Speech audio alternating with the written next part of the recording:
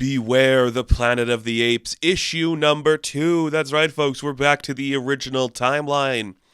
If you couldn't tell, because there's like actual scenes from the original Marvel Comics in this book. Back when they did Marvel Comics of Planet of the Apes, we're playing with that universe too. So are we doing that one more than we are like the movie one? I guess it doesn't really matter because those are kind of just like retellings of the movies. I don't know. This is a really interesting book to me. Not because I'm like blown away by what we're doing, just because I'm like, are these books that Marvel's releasing for Planet of the Apes doing good? That we can reference the old stuff and the old movies? The previous miniseries was specifically set in the modern universe, like the Caesar one. But we're playing with Zira and Cornelius here, so like, are we popular? You know, are these doing well? Because like 1, 2, 3 pages of this book are just a retelling of the old stuff. And then when we do that, it's about like, you know, the stuff that happens after Taylor lands and the hidden city that worships the bomb. You know, the big metaphor there.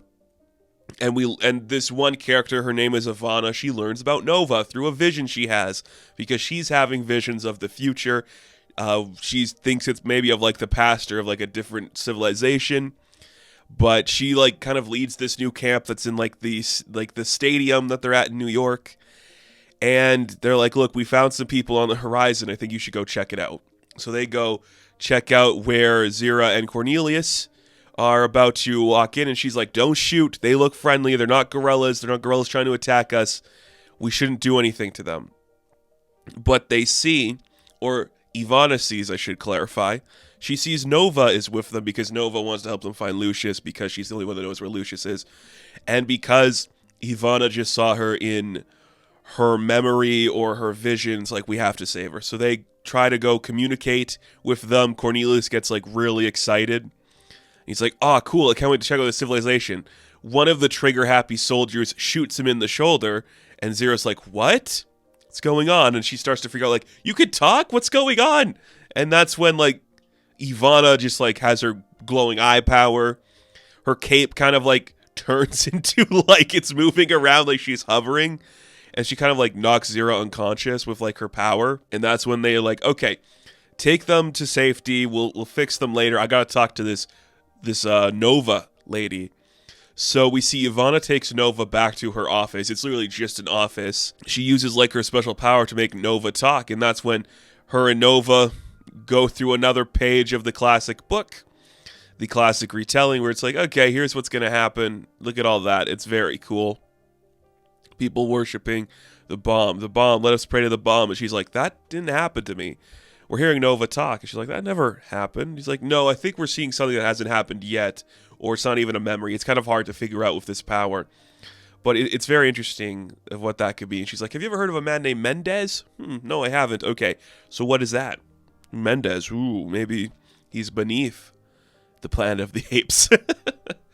Who knows, right? So they stitch up Cornelius, and you just see that Zira's like, this is kind of amazing, like your modern technologies and stuff, like there's so much here I don't understand.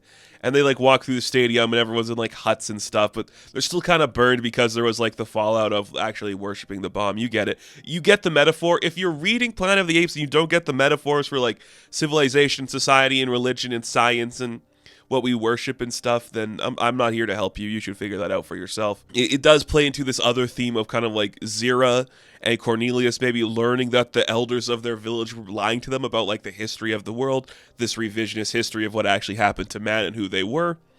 So that's kind of interesting. They're like, we think we might be able to help you find your nephew. Like, you know, he was kind of taken to some place, and we should be able to get you there to find him. So they go on horseback. They're headed away from the stadium into what they consider a new village. Like a new gorilla city awaits for them. And that's when we give Zira binoculars, something she hasn't used before.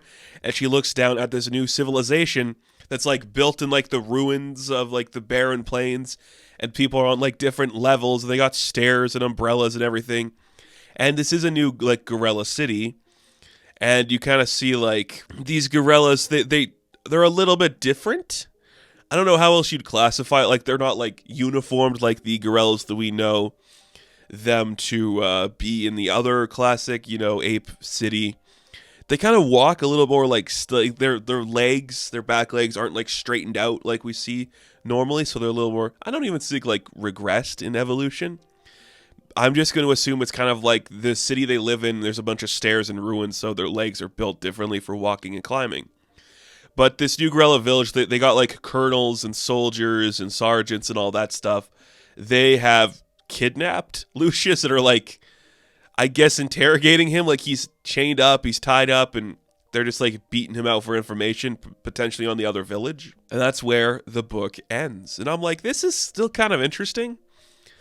If you're not like really into like the classic world, like what is Nova's relationship to Mendez and what's with the hidden villages that are always appearing in these worlds, I don't think it's like gonna change your mind. But if you've been with the franchise for a while, it's kind of cool just to like go back and see an untold story in that world. It kind of like sets up that Zira and Cornelius are aware that there's other types of humans out there, so they're not like shocked by that knowledge. But I don't know. It's kind of fun. Ivana's interesting. I don't love her. It's like she could do everything. She has a perfect village. I don't know.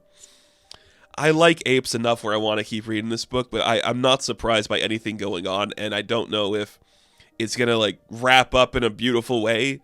But you know what? It's just good to have ape books on the shelf. I love seeing that. I like to see more of that. I'm fine with it. I'm genuinely fine with everything we're doing here. So, Beware the Planet of the Apes, issue number 2. I am going to give a 6 out of 10. Now, thank you all for watching this review. Be sure to like and subscribe to the channel. As always, you can check me out on Instagram, TikTok, and Twitter. And of course, I will catch you in the next one. Have fun. Stay safe. Good luck.